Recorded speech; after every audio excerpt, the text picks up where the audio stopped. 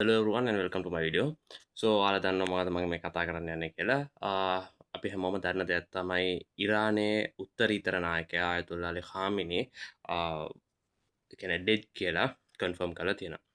So මේක ගොඩක් කියන්නේ සාමාන්‍යයෙන් ඇමරිකාව විශ්වාලය යාලා ගොඩක් මේක ලොකුවට කියලා පෙන්වනවා. කියන්නේ මෙහෙම ලොකු දෙයක් කරා වගේ යාලා කියලා පෙන්වනවා. නමුත් මීට පස්සේ තමයි භයානක තත්ත්වය ආරම්භ වෙන්නේ. මොකද ඉරානයේ IRCG කියන ඒ සංවිධාන විසින් කියලා තියෙනවා මේ වෙච්ච දේට අපි අනිවාර්යෙන් ඔයාලගෙන් පලිගන්නවා. හරි මේකට අවශ්‍ය මේ කොහොමද මේ කරේ ඒකට අවශ්‍ය ඉතාමත් භයානක ප්‍රතිපහාර බලාපොරොත්තු වෙන්න අපි ප්‍රතිපහාර එල්ල කරනවා අපේ රෙඩ්ලයින් අපි ඇවිල්ලා දැන් ක්‍රොස් කරලා තියෙන්නේ අපිට දැන් රෙඩ් ලයින්ස් නැහැ ඔයාලා කියනවා දැන් මොකද ඉස්සර ඇවිල්ලා කියනවානේ මේ කියන්නේ US එකෙන් කිව්වොත් ඇවිල්ලා මේ අනු යූස් කරන්න එපා මේ ඇවිල්ලා ආයුධ යූස් කරන්න එපා කියලා කිව්වොත් එයාලා එකෙන් පොඩ්ඩක් වැලකිලා හිටියා එයාලා නොකර හිටියා මොකද කලින් සැරේ ඇවිල්ලා ඊශ්‍රායලයට ගහපුලාවෙත් කොහොමහරි සාමසාකච්ඡාවකින් එක විසඳගත්තා. නමුත් මේ සැරේ යාලා කිව්වේ ඔයාලා දැන් නම් ලෑස්ති වෙන්න එපා. ඒ කියන්නේ කිසිම සාමසාකච්ඡාවකට කිසිම දෙයකට අපි ඇවිල්ලා ගහන්න ස්ටාර්ට් කරනවා. දැන් අයතුල්ලා අලි ఖාමිනි ඇතුළු තව ප්‍රභූන් 3 දෙනෙක් විතර මේ ගිහිලා තියෙනවා. IRCG එකේ හිටපු නායකයා වගේ ඒ වගේ කීප දෙනෙක් මොහොත් සමග මිය ගිහිලා තියෙනවා. එතකොට දැන් මේ මූමන්ට් එකත් එක්ක දැන් දවස් 40ක ශෝක දිනයක් ඉරානයේ දවස් 40ක ශෝක දිනයක් කියලා යාලා ඩික්ලෙයාර් කරලා තියෙනවා. ඒතර මසුද් බෙෂක්ෂියන් කියලා තියෙනවා. මසුද් හරිද කියලා තියෙනවා ඉරාන ජනාධිපති මේක ඔයාලට ලේසි වෙන්නේ නැහැ. සහ ඊළඟට එන ආයතුල්ලා නැත්නම් ඊළඟට එන උත්තරීතර නායකයා ප්‍රකාශයට ළඟදිම පත් කරනවා කියලා එතකං ඉන්න හයිකෝට් එහෙ ඉන්න හයිකෝට් ජජ්ජතුළු නීති තුන්දෙනෙක් ප්‍රමුඛ කමිටුවක් යාලා දැනට තාවකාලිකව පත් කරලා තියෙනවා රටේ තීන්දුව තීරණ අරගන්න. එතකොට දැන් ඉස්සරහට වෙන දේ අපිට හිතා ගන්නත් බෑ. කාරණා දෙකයි තියෙන්නේ. එකක් ඇවිල්ලා සම්පූර්ණයෙන්ම ඇවිල්ලා ඉරානය මේකෙන් අයින් වෙන එක. කියන්නේ හරි ඇමරිකාව කියන එක අපි අහගන්නම්. right ඊස්ටාලයට හානියක් වෙන ආයුධ අපි යූස් කරන්න ඒ ටික අපි ඔයාලට හෑන්ඩ් ඕවර් කරන්න නැත්නම් ඒක පැත්තකින් තියන්නම් කියලා මොකක් හරි කියලා ෂේප් වෙන එක තමයි. එහෙම නැති වුණොත් දෙකෙන් එකක් කියලා මරාගන්න ඒ කියන්නේ ප්‍රතිප්‍රහාර එල්ල කරන එක තමයි. හැබැයි දැන් බොහෝ දුරට දැන් තියෙන සැක අනුව ප්‍රතිපහාර එල්ල කරන එක. මොකද එයාලා කිව්වා වගේම ප්‍රතිපහාර එයාලා කිව්වෙත් කලින් ඇවිල්ලා ඔයාලා අපිට මෙහෙම ඇටැක් කරොත් ආයෙත් ඔයාලා නිරය අපාය යන්න බලාගෙන ඉන්න අපාය ඔයාලගේ ඉස්සරහට අපි පෙන්නනවා කියලා. සෝ ඒක බොහෝ දුරට වෙන්න තියෙන ඉඩකඩ වැඩි කියලා තමයි විද්වතුන් කියන්නේ.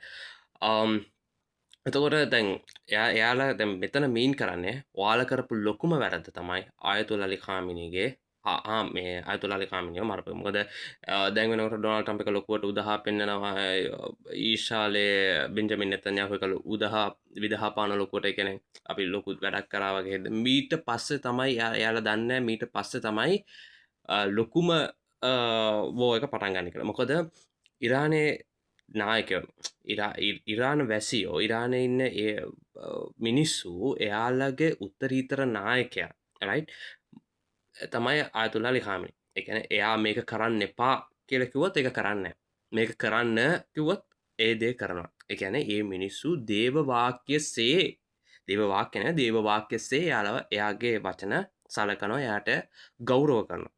නිකන් හිතන්න අපේ රටේ පවා ගන්නකො දැන් අපේ රටෙත් ඇවිල්ලා ඉන්නවනේ කියන්නේ ඉහළම තනතුරේ කියන්නේ මේ තීන්දුව తీරන ගන්න කට්ටිය. ඒ කියන්නේ අනුශාසනා ගන්න අස්ගේ මහනාහිමියන් ඒ වගේ ඒ කියන්නේ උත්තරීතර මේ වගේ ඉන්නවනේ. එයාලා කියන එක කවුරු කොහොම ආවත් කොහොම දැඟලුවත් එයාලා කියන වචනේ අහනවනේ. රයිට් ඒක කරන්න එපා කිව්වොත් ඒ වචනේ අහනවනේ. අන්න ඒ වගේ රයිට් මේක ඇවිල්ලා දැන් ආයතුල්ලා අලි ఖාමිනි කියන්නේ එහෙමවත් නෑ. දැන් අස්ගේ මහනාහිමියන් ඒගොල්ලෝ ඇවිල්ලා දේශපාලනෙට ඉන්ටර්ෆියර් වෙන්නේ නෑ. රයිට් දේශපාලඥයෝ ගිහිල්ලා එයාලගෙන් අනුශාසනත්වය ගන්නකොට එතකොට එයාලා කියන එක තමයි පිළිපදින්නේ. මෙයා එහෙම නෑ. මෙයා රටේ ජනාධිපතිටත් වඩා ඉහළින් ඉන්න එකනා තමයි උත්තරීතර නායකයා ලෙස ආයතුල්ලා අලි ఖාමිනි හඳුන්වන්නේ. එතකොට එහෙම මිනිස්සෙක්ව මැරුවම හරි එහෙම මිනිස්සෙක්ව ඝාතනය කරාට පස්සේ රටේ පුරවැසියෝ ඉඳීද? දැන් මෙතන වුණේ මොකද නම් US එකයි ඊශ්‍රායලය එකට එකතු වෙලා මේ මිෂන් එක කරපු එකේ එයාලා හිතුවේ රයිට් දැන් ඊසි වෙයි. දැන් බය වෙයි කියලා. හැබැයි මේකෙන් වුණේ ජාතික වීරයෙක් වුණා අයතුල්ලා අලි ખાමනේයි. ඒ රටේ දේශ ප්‍රේමියෙක්. රට වෙනුවෙන් දිවිපිදූ දේශ ප්‍රේමියෙක්. දේශ වීරයෙක් වගේ එයාව දැන් සලකන මිනිස්සු. තොර ඒ මූමන්ට් එකට මෙයාලා අදට දැන් තියෙන දැන් ඒ රටේ මිනිසුන්ගේ හිතේ වෛරයක් යනවා නෑ කොහොම හරි අපි මරුණත් කමක් නෑ කොහොම හරි ඊශ්‍රායලය නැති කරලා දාන්න ඕනේ. නැත්නම් නෙතන්යාහුව ඝාතනය කරනවා. මොකද ඊශ්‍රායලය ගත්තත් ඊශ්‍රායලයේ ඒ කියන්නේ සමස්ත මිනිස්සුන්ගේ ගත්තත් ඒ මිනිස්සු කැමති නෑ යුදවලට. යුද්ධයන් කියන වලට කැමති නැහැ. ඊළඟට ඇවිල්ලා අපි US එක ගත්තත් ඒ මිනිස්සු කැමති. මේ ලෝකේ බහුතරයක් මිනිසුන්ට කැමති නැහැ යුද්ධය කරන්න. මොකද අපි දන්නවා එකිනෙකා මැරෙනවා කියන එක ඒක සුළුපටු දෙයක් නෙවෙයි. රයිට්? එනමුත් දැන් ඒ රටේ මිනිසුන්ට ඒ තියෙන ඒ ආවේගෙත් එක්ක ඒ තියෙන දුකත් එක්ක එයාලා අයතුල්ලා අලි ખાමනේයි කෙරෙහි තිබ්බ ගෞරවය තවත් වැඩි වෙලා තියෙනවා. රයිට්?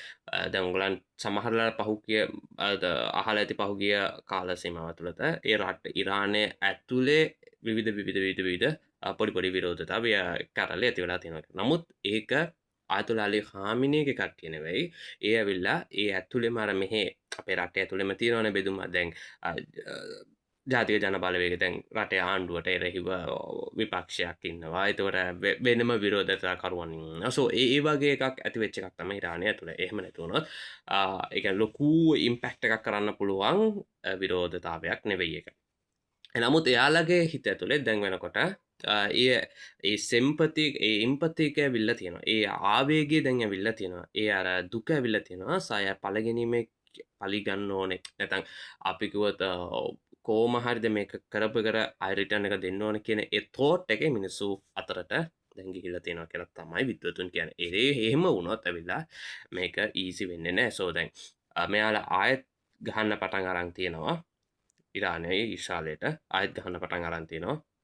එතකොට ඊශ්‍රායලය ගත්තත් ඒ කියන්නේ එහෙ ඉන්න මිනිස්සුන්ට ලොකු ඉම්පැක්ට් එකක් නැහැ කියලා තමයි නිවුස් වල යන්නේ. බට් ඉතින් දන්නේ නැහැ මොකද එයාලා රට ඇතුලේ වෙන නිවුස් එයාලා එළියට දාන්නේ නැහැ. සෝ අපි තා ටික මාසයක් දෙකක් යනකොට නැත්නම් තා ටික කාලයක් යනකොට තමයි එයාලා ඇත්තරම කී දෙනෙක් මැරෙනවද කියන එක එන්නේ. සෝ දැන් මේ මූවමන්ට් එකේ දැන් අපේ ලංකාවේ මිනිස්සු කරන තව ගොන් වැඩක් තියෙනවා. දැන් ඒක එකක්නේ දැන් ආයතොලා අලි ખાමනේගේ ඒ සබ්ජෙක්ට් එක ගත්තොත් ඇවිල්ලා දැන් එයාලා දවස් කිහිපයක් ඇතුළත ඊළඟ ආයතොලා කවුද කියන්නේ කවුද උත්තරීතර නායකයා කියන එක එයාලා ඩික්ලෙයාර් කරයි. මොකද දැන් සාමාන්‍යයෙන් රටක් යනවා කියලා කිව්වොත් අපේ රටවල් වගේ නෙවෙයි ඒ රටවල් වල සාමාන්‍යයෙන් අවුරුදු 50 60ටම යාලා ප්ලෑන් කරලා ඉවරයි. දැන් ආයතොලා අලි ખાමනේ කොහොමවත් නොදැනින් නැහැ. ඒගොල්ලෝ නොදන්නවා නෙවෙයිනේ. දැන් මොකක් හරි ඇටැක් එකක් ආවොත් මම මැරෙන්න පුළුවන්. ඒතොර මගෙන් පස්සේ කවුද එන්න ඕන කියලා එයා ඒ කියන්නේ සජෙස්ට් කරන්න නැතුව ඉන්න එකක් නැහැනේ. කොහොමත් සජෙස්ට් කරලා ඇති. සෝ ඒක එකපාර යාලා ඩික්ලෙයාර් කරන්නේ නැහැ. ඒක හිමීට තමයි යාලා ඒක ඩික්ලෙයාර් කරන්නේ. සෝ ඕල්රෙඩි කාව හරි මෙන්ෂන් කරලා ඇති යා. රයිට්. එහෙම අර මෝඩ මිනිස්සු නෙවෙයි. රයිට්. ඉස්සර තමයි අපි හිතන්නේ ඉස්සර තමයි අර තිබ්බේ අරාබි මිනිස්සු හරි මෝඩයි කියලා. නමුත් ඒ මිඩ්ලිස් කන්ට්‍රීස් දැන් වෙනකොට එහෙම නැහැ. ඒවා ටික දැන් ඒ අධ්‍යාපනයත් එක්ක සහ ලෝකයේත් එක්ක යාලා දියුණු තත්ත්වයට ඇවිල්ලා තියෙන්නේ. අපි ටිකක් මෝඩ තත්ත්වෙ හිටියත්. රයිට්. සෝ ඒකත් ළඟදිම ඩික්ලෙයාර් වෙයි. කවුද ඊළඟ අයතුල්ලා කියලා. මොකද දැන් වෙනකොට නම් තියෙන්නේ 3 දෙනෙක් ප්‍රමුඛ කමිටුවක් මත තමයි දැන් රටේ ගන්න තීන්දුව තියෙන යන්නේ. සෝ එතොර මසුද් බෙසප්ෂන් කියලා කියන්නේ එතකොට ඒ රටේ නායකයා එයාත් මේ එයා තමයි ඩික්ලෙයාර් කරලා තියෙන්නේ දවස් 40කට ඒ කියන්නේ ශෝක දිනයක් ලෙස. මොකද ආයතොලා අලි ખાමනේයි මේ ගියපු නිසා මසුද් බෙසප්ෂන් කියලා කියන්නෙත් ඇවිල්ලා මේ ලේසි පහසු කෙනෙක් නෙමෙයි. කලින් ඇවිල්ලා එයා ගොඩක් අය හිතුවේ ඇවිල්ලා ගොඩක් බොහෝ දුරට එයා ඇවිල්ලා මේ US අතකොළුවෙක් කියලා. ඒ කියන්නේ පහුගිය මැතිවරණ කාල තුලදී. බට් ඊට පස්සේ ඊශ්‍රායලට ගහපු වෙලාවේ තමයි කට්ටිය බොහෝ දුරට කට්ටියට පොඩ වැටහුණේ නැහැ. මෙයා ඇවිල්ලා ඊට වඩා හිතපු කෙනා නෙවෙයි මෙයා කියලා ඊට පස්සේ යාලා තේරුම් ගත්තා. So right anyways අපි බලමු ඉස්සරහට මොනවද වෙන්නේ කියලා. නමුත් දැන් ඉතින් මේ ලෝකේ වෝ එකක් යනවා කියන ලේසි නෑ. ඒ රටවල් වල වෙන නිසා ඒ රටවල් වලට ගිහිල්ලා ඒ රටවල් වල හම්බ කරන මිනිස්සුන්ට ඒ රටවල් වල ජීවත් වෙන මිනිස්සුන්ට තමයි මේ ඉම්පැක්ට් එක එන්නේ. So anyways ඒ ඉම්පැක්ට් එක ක්‍රමානුකූලව ලංකාවටත් මේ බලපානවා. ඒ කියන්නේ අපි ලංකාවට බලපානවා කියලා කියන්නේ ඉරාන් එකෙන් ඉරාන් මැද පෙරදිග ප්‍රශ්නයක් රයිට් හිතන්නක අපිට තෙල්ලෙන්නේ එහෙන් කියලා රයිට් ඒ තෙල් එන්නේ එහෙන් වුණොත් දැන් වෙනකොට අපිට ප්‍රමාණවත් සංචිත තියෙනවා කියලා රටේ කණ්ඩිජතෙල් සංස්ථාවේ සභාපතිතුමාම ඩික්ලයා කරලා තියෙනවා. එයාම ප්‍රෙස් කොන්ෆරන්සයක් තියලා කියනවා අපිට මෙච්චර ප්‍රමාණයක් තියෙනවා මේ දවස් ගානට මෙහෙම තෙල් තියෙනවා එහෙම කියලා කියද්දි රයිට් ඒ මම හිතන්නේ ඉරානේ ගහන්න පටන් ගන්න කලින් මෙහෙ තෙල් පෝලිම දැන් මෙතනදි වෙන්නේ අපිම තමයි මාෆියාකාරෝ ඇති කරන්නේ. රයිට්?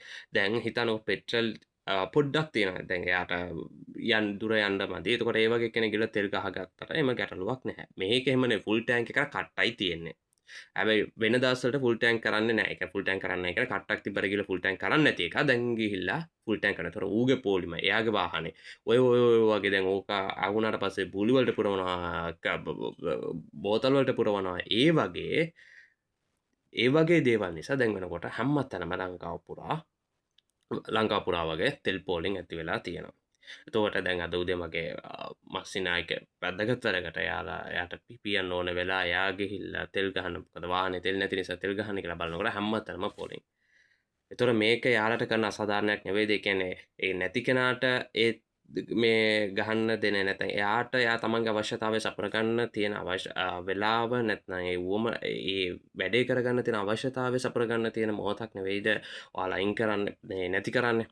සෝ දැන් කෙනෙක්ට ඔයාගේ වාහන ඇති තරම් ඔයාට මේ සතියක් මේ තෙල් වලින් දුවන්න පුළුවන් නම් ඔයා එකෙන් දුවන්න.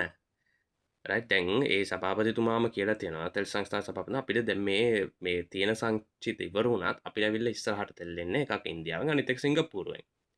එතන හෝමෝස් ජනසන්ධි කොහොමත් වහන්නේ නැහැ. ඒ වැහුවත් අපිට ලංකාවට බොහෝ විදිහට බොහෝ දුරට අපිට ඉම්පැක්ට් වෙන්නේ නැහැ. මොකද ඉරානය ගත්තත් එහෙ ඇවිල්ලා ආර්ථිකය ඊළඟට මැද පෙරදිග ගත්තොත් ඒ රටවල් වල තියෙන රටේ ඒ ආර්ථිකය ඔක්කොම හැම එකක්ම රඳා පවතිලා තියෙන්නේ මේ තෙල් මත. ඔයිල් මත තමයි යාලා ඩිපෙන්ඩ් වෙලා තියෙන කොච්චර කිව්වත් අද කොච්චර ඉනෝවේෂන් AI අරවා මේවා ආවත් තවම යාළුවගේ ඔයාලා හොයලා බැලුවොත් ඉන්කම් එක තියෙන්නේ එයාලගේ මේ තෙල් වලින්.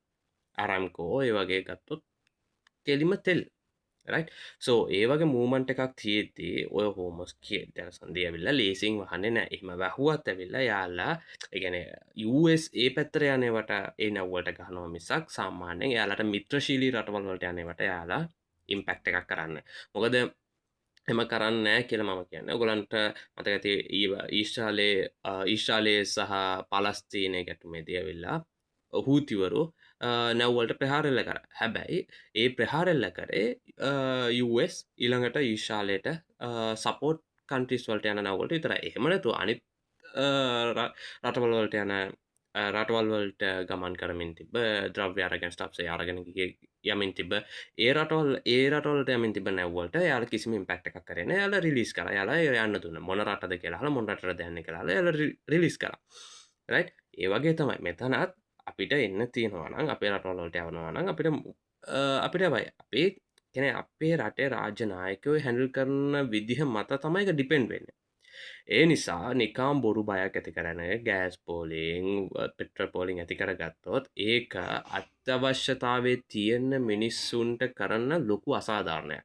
ඒ නිසා ඔයාලා පොඩ්ඩක් කල්පනා කරලා බලන්න. ඔයාලට ප්‍රමාණවත් ඉන්ධන තියෙනවා නම් ඕකේ ඔය පෝලිං වල ගිහිල්ලා ඉන්න ඕනේ. මොකද ඕක කාලේ නාස්ති කිරීමක්.